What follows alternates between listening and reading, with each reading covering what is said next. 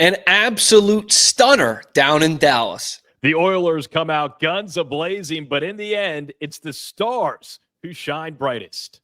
A Western Conference Final Game 1 for the ages. And we'll break it all down on this Wednesday night Stanley Cup playoff edition of Locked On NHL Game Night.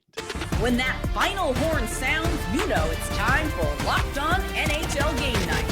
All the post-game reactions to every game across the league, every single night, with insights only the hosts at Locked On can provide. Prepare to experience game day reactions like never before, only on Locked On NHL Game Night. Your team every day. Hello there, hockey fans. Welcome to another episode of Locked On NHL Game Night. I'm Cam Stewart, a Boston Bruins fan on the Third Coast. And I'm Tyler Feldman, a lifelong Penguins fan, born and raised in Pittsburgh, but currently loving life in Austin, Texas. Today's episode is brought to you by FanDuel. Right now, new FanDuel customers can get $200 in bonus bets if your first $5 bet wins. Cam, I am absolutely stunned. 40 minutes in favor of Edmonton, 20 minutes in favor of Dallas. The Stars stinging the Oilers in that third period. It was a wild game, tale of two stories, just still shocked, stunned, in disbelief after what we just witnessed up in Dallas. Dallas Stars at home, third period. No lead is safe. We have learned that in this postseason. You said it, Tyler. It was all Edmonton through 40, specifically through 30. It was like, oh man, hang on to the railing, Dallas. This could get bad. It was 3-1. Seconds after they scored 2 goals in 2 minutes to make it 3-1, Edmonton hits the post.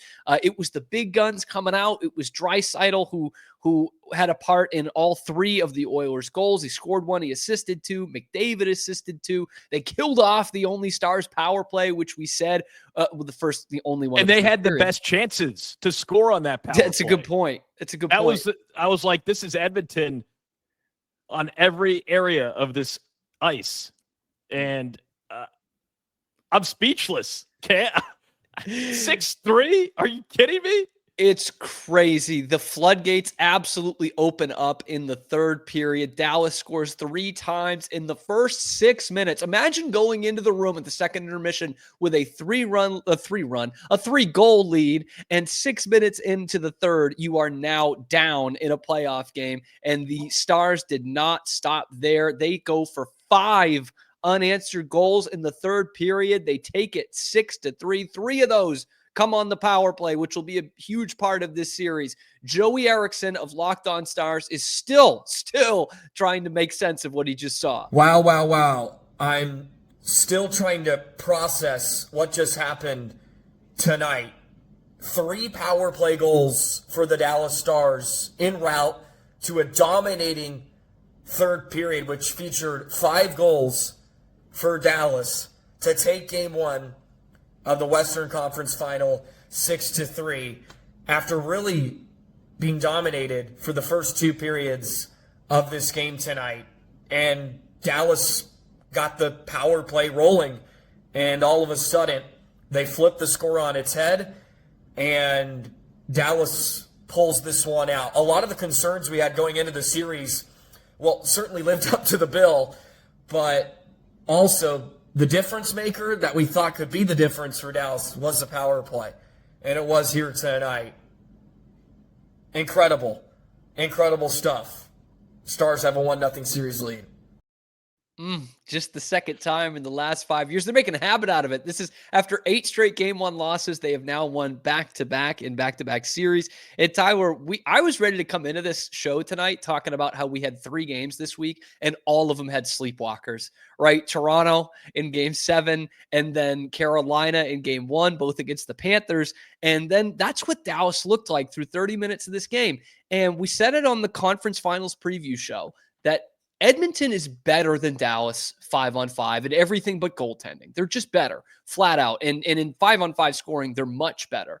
But if they make this a special team series, they're only going to hurt themselves. Their penalty kill is horrid, just terrible, 14th in the postseason going into this one. And the Stars have the best remaining power play in the playoffs at 32%. And lo and behold, third period comeback, an absolute avalanche comes from 3 power play goals. Is it that simple, Tyler, or was this just Dallas flexing their muscle in the third? Or both? Maybe both. Jamie Benn pregame said, we remember what happened last year. Who could forget? Yeah. But he also said, with all the new faces on both teams, he called this series a totally new rivalry. Last year, in this series between Dallas and Edmonton, the Stars were 0 for 14 on the power play. Oof. They scored 3 power play goals in the first 6 minutes of the third period in one game tonight. That's insane. Just crazy. That's just a bonkers thing to say out loud. Which validates Jamie Benn's point that there are new guys on each side. But this is a Dallas team that remembers exactly what happened. Now, I will say, through the first 30, 40 minutes, I was not seeing nearly enough from Dallas to think that this would be a 6-3 final score. Heck, if you didn't watch a single minute of this hockey game, you just looked online and saw a 6-3 final score, you'd probably say to yourself, wow, like, good for Dallas. They controlled this game and they got a 3-goal win. Not the case whatsoever. This 3-goal win for Dallas, much closer than what the score says. If you think back to the first 2 periods where we saw the two-headed monster for Edmonton, Draisaitl and McDavid, they were producing like we know that they can produce. The 2 top scorers in these playoffs behind only Mikko Rantanen coming into this game. Something switched, though, in the locker room. I'm not sure what it was. If Dallas went into the locker room after the second period, realized that they still had a power play when they would come out to start the third period, but they scored 32 seconds in, and guess who scored? A guy who had been injured all season, hadn't scored a goal since January, and he gets a goal. Miro Heiskanen, humongous, through traffic, and then all of a sudden it's a 1-goal game. And then it's Granlund, who had a hat trick not too long ago. But that was basically, in my eyes, Dallas exposing Edmonton's terrible penalty kill. That's going to be a storyline. If they can't figure out how to prevent Dallas from scoring on the power play, then this series could get out of hand. Dallas could really streamline this series.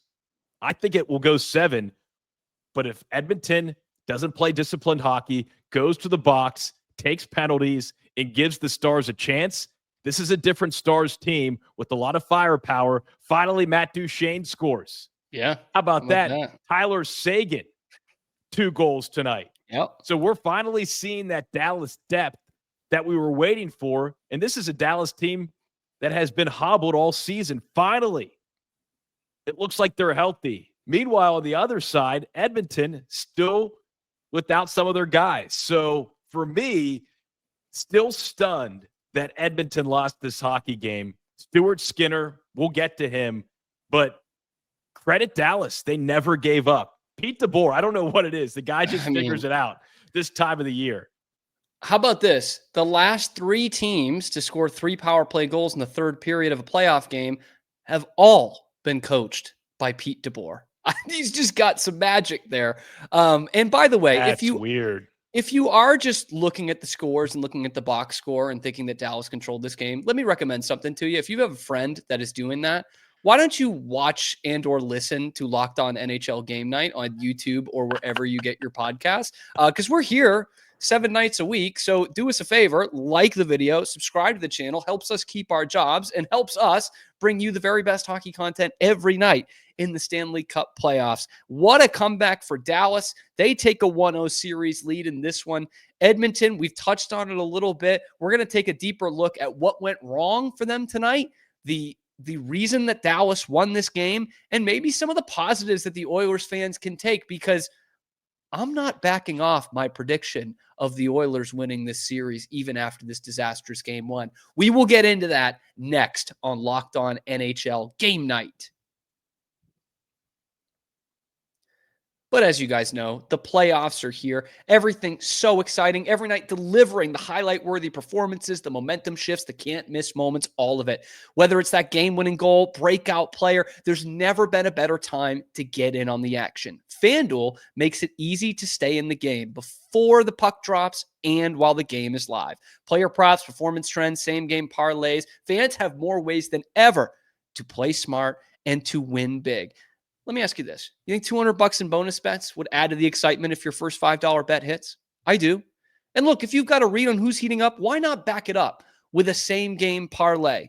And if you're new to FanDuel, it's the perfect time to sign up. Head to FanDuel.com and place your first $5 bet. And if it wins, you'll get $200 in bonus bets. I wasn't lying about that. Let's say it again. Place your first $5 bet, and if it wins, you will get $200 in bonus bets. So make every moment more with FanDuel. Back here on Locked On NHL Game Night, Cam Stewart, Tyler Feldman alongside. While it's a great night for the Stars to go up 1-0, it was a disaster for the Oilers, who really showed their first signs of weakness since the first two games in LA in round number 1. They won 4 straight after that. They came literally a second away from having a real chance to win 4 straight against Vegas. After that, they were just cruising along in the first 40 minutes of this game, and then it all falls apart. Nick Zararis of Locked On Oilers is also trying to make sense of what just happened. There's an old prevailing wisdom that the best way to learn in life is by experiencing things. Unfortunately for the Edmonton Oilers, they learned in the most painful way possible.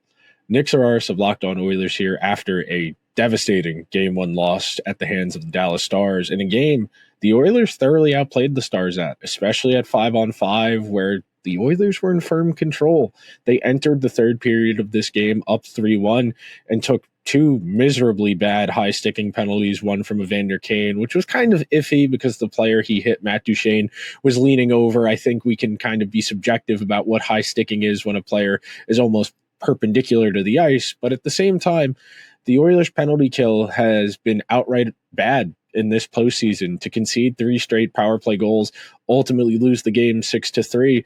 The Oilers played well enough to win tonight, but this game was won on special teams, and a team like the Stars that has so much talent, you're looking for every advantage you can get, and the Oilers, even as good as they played tonight, they got nothing to show for it. Ahead of Friday's action, the Oilers need to figure out what worked on their first penalty kill of this game and see how they can translate it later on in the series. For more on the Oilers going into game number 2, be sure to check out Locked On Oilers wherever you get your podcasts or over on YouTube. Nick Zararis with the playoff beard, man, in full effect there. But he talks about the penalty kill again. That was obviously the big downfall for the Oilers tonight. And something he pointed out in there, Tyler, which I think is pretty crucial. You look at the 2 penalties they take in the third period. It wasn't, it wasn't Kasperi Kapanen taking a penalty. It wasn't Connor Brown. It wasn't even the Jekyll and Hyde Evan Bouchard, who had another goal in this game and a pretty cool stat for him coming up. But it was the veteran guys that we have been lauding. It's former MVP Corey Perry. It's Evander Kane. It's these guys who have been so big for their depth scoring and who have been in the fight. Obviously, a lot of these guys played in the Stanley Cup final last year, but guys with a ton of playoff games under their belt committing those crucial mistakes. That's got to make it hurt more. The good news for Edmonton fans, it's only one game. Sure. Yeah. Mistakes happen. I think Nick made some good points about that high sticking call. Yeah, that is one that was, I have to say, Nick, I thought articulated that well. That was a weird call, even in real time. But it was the call. And so you have to be able to handle the cards you're dealt. And to Nick's point, what went right on that first penalty kill, and then what went terribly wrong on those 3 power play goals in the first 6 minutes of that third period. One area that I noticed, and it's not entirely his fault, but he looked entirely lost, was Stuart Skinner. And he came in having posted back-to-back shutouts, but it has been... And 56 straight saves. Oof. But it has been an inconsistent postseason for Stuart Skinner. He gets benched, Pickard comes in, Pickard's hurt. So now it's Skinner again. Skinner gets back-to-back shutouts, 55, 56 straight saves. But he was all over the crease. He had no positioning awareness on any of those power play goals. It was just this after. He'd throw his blocker and his glove up. What are you supposed to do? Well, you weren't really in position. You can credit Dallas the way they were setting things up, but Stuart Skinner looked lost. And I'm not sure exactly what was he arguing on the Duchene goal. That was I'm that not was sure the weird either. one that hits Were Hintz.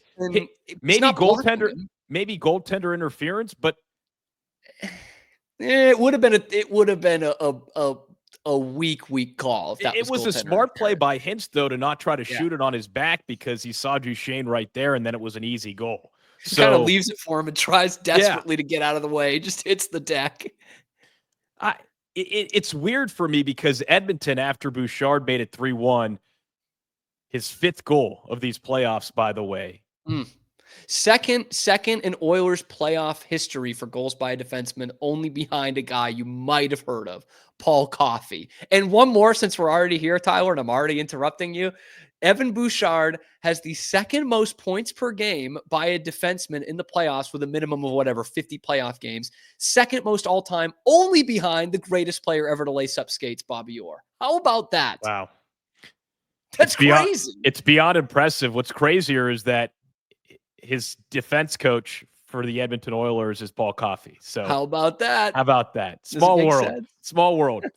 At that point, I said to myself when he scored, and it was a great shot. He beat Otter, glove side. It was just a great shot from the dot. I said to myself, man, Dallas is giving Edmonton's top line way too much space, way too much time and space.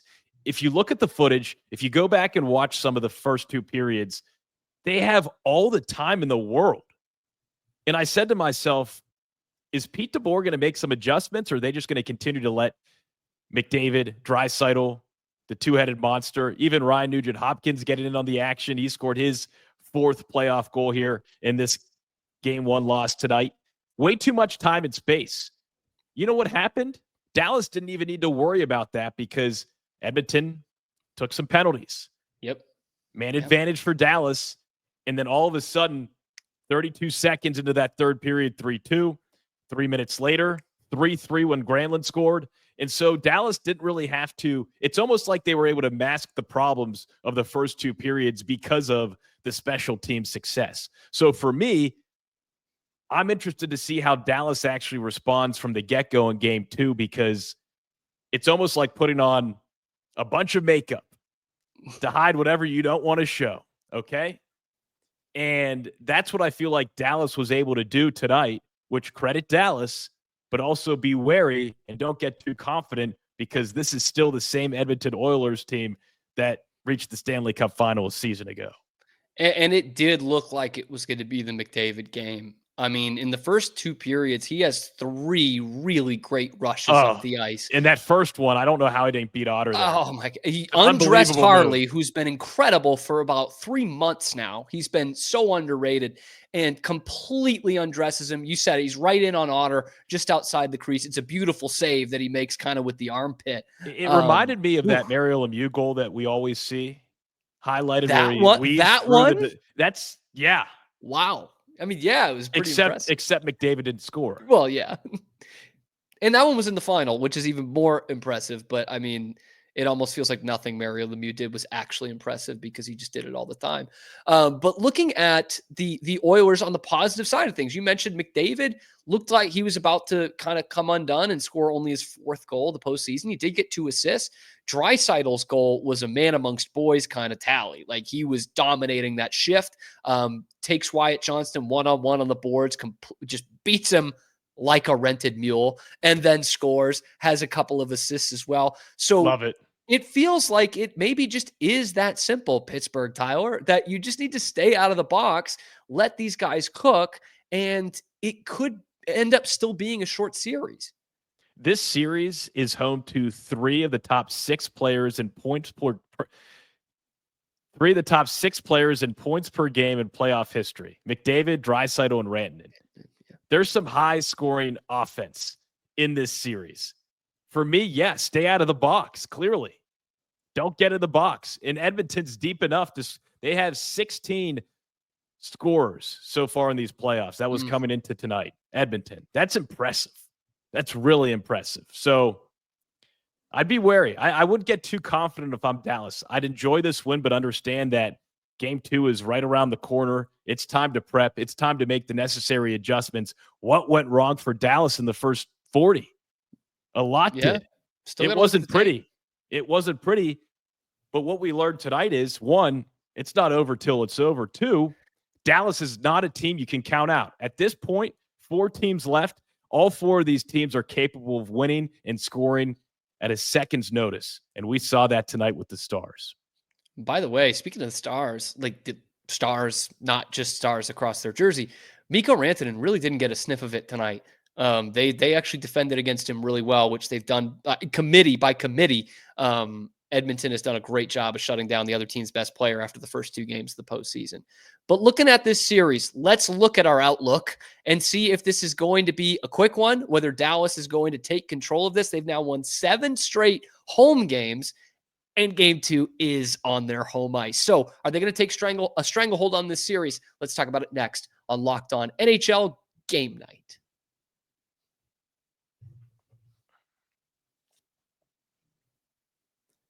Third period of Locked On NHL Game Night.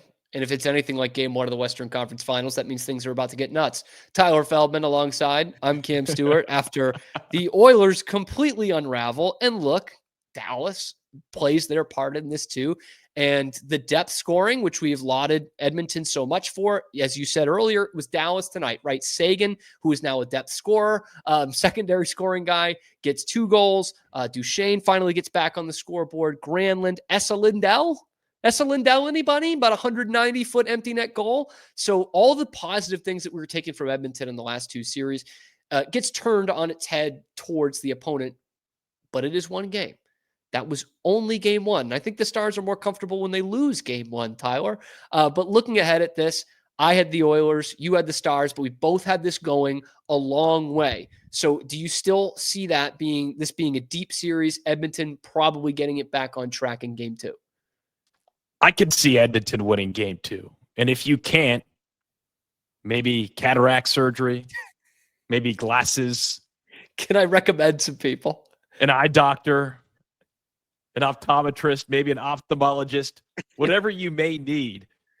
I think we're about to be thoroughly entertained by these 2 teams and what they're capable of. The biggest thing for me, Edmonton has to figure out a way to stay out of the box. Yeah. Their penalty kill, it ain't it. And I'm not sure if you can make the necessary adjustments at this point in the season, especially in the playoffs. Could you change your whole identity? Could you really dig deep and look at the film and figure out what's wrong? I don't know if that's possible. Maybe for one game. Maybe for one game there. But those 3 penalties, it won Dallas the game tonight. Yeah. It just did, Cam. Yeah, and to your point, you maybe don't even want them to change. You just want them to be so dominant in everything else, right? And that would be staying out of the box. Because again, I just think Edmonton, I really like Dallas. I've talked about this on the show quite a bit since we started doing it. I just think Edmonton is a little bit better in pretty much every facet of the game outside of that one, their penalty kill versus the Stars power play. What about in net? What about in net? Yeah, well, this is going to go into my next point because you're right. Like Dallas has the better goalie, but Edmonton defensively in this playoffs have been tremendous. And this is, I want to look at 2 things that they've been so good at so far. They just weren't good enough in this game. And first off, that was the depth veteran guys. Instead of scoring big goals, Corey Perry and Evander Kane were taking penalties. Adam Henrique was invisible. Former Bruin Trent Frederick had an awful fan shot with 5 minutes left that would have tied the game. They just didn't get it from those guys, which they have for so much of this postseason. And the other thing is just that team defense, because we talked about it on these shows, even when Skinner had found this renaissance, back-to-back shutouts. I think we said for both those games, he wasn't going nuts. He wasn't crazy in those games. But he had a great, solid defense in front of him, and he let in no goals. There's nothing more you can ask from the guy. So when you're the Oilers, and And kind of to your point about the penalty kill, like, you know who you are at this point in the season. You know what Stuart Skinner is at this point in the season. You have got to absolutely bring it defensively and force teams to the outside if you are going to be the shutdown defense that you've been the first 2 rounds. So I don't think that the Edmonton D-core had it tonight. And obviously, as a result, Stuart Skinner wasn't very much on his game. But it all comes down to playing 5-on-5. They're just a much better team 5-on-5. Like, it seems so simple. We've said it like 4 times already, but it really, that was the difference in the game tonight. It was. The other difference for me, and you have to give credit to the fans, 18,000 plus inside the AAC. It was loud. Edmonton allowed the fans to get back into this hockey game. And when you have that home crowd cooking, saying Skinner on repeat, that's an environment. That's a playoff atmosphere that is tough to beat on the road. Oilers came in red hot, had won 8 of their last 9, and they had 40 minutes of it looking like it would be 9 of their last 10. But once you give a team like Dallas an inch, they can take a mile. The power play, impressive. How can Dallas encourage Edmonton to take more penalties? That'd be great, man. It's doable. Put Edmonton in a position to take some bad penalties. That's part of the game. Yeah. And that was probably a bit of the message from Pete DeBoer, I would imagine, because they draw that one late in the second. Dallas had kind of started to put a little bit of pressure on at that point, and then they forced 2 really quickly in the third. They all turn into goals. Dallas runs away with this one. As you were talking about the crowd there, I do want to put in one last jab before we get out of here. We talked so glowingly about the Panthers this week. I think Florida has the worst crowd remaining, the worst building remaining, and I don't think it's particularly close. That's not even to say it's really bad, but Dallas has brought it. Of course, Carolina's become a fortress, although I think they had a fire drill with about 6 minutes left in the game in game 1. And Edmonton is Edmonton, like legendary crowds this time of year. So I think Florida is at a distant 4th. Yeah, but Florida, for whomever likes that. Yeah, kind but of thing. Florida throws rats on the ice. Come on. Yeah, no one else. I like the tribute to Brad Marchand. I think that's really cool how they've taken him under their wing so quickly. Much like Texas did with Tyler Seguin. They pronounce the town Seguin, but it is spelled exactly like Tyler Seguin. There we go. That's a little inside. That's a little inside Texas. That's for about Cam. A quarter you watching. I like that, Cam. And I like this game tonight. I liked this hockey game tonight. Tell 2 stories. Tell 3 periods. I mean, tell the first 40, and then you had the last 20. They call this one the 40-20. The old 40-20 game. The old 40-20. I told you we would get nuts in the third period. Anyway, that is the night that was in the NHL. Dallas takes a 1-0 series lead, 6-3 victory at home against Edmonton in a game they trailed 3-1 after 40 minutes. Appreciate you guys coming along. We are here every weeknight. We'll have Eddie Garcia and Shukri Wrights tomorrow with the Eastern Conference Final Game 2 between Carolina and the Florida Panthers. So if you thought this was a great, entertaining game and you can't wait for Game 2, like the video, subscribe to the channel. Also ring the notification bell to get notified every time we're dropping these videos because it's 7 days a week, folks. 7 days a week, every highlight, every score, every big storyline of the Stanley Cup playoffs. We will be here. You'll be hearing from the local experts and the guys like us. Tyler Feldman, I'm Cam Stewart. We will see you later on Locked On NHL Game Night.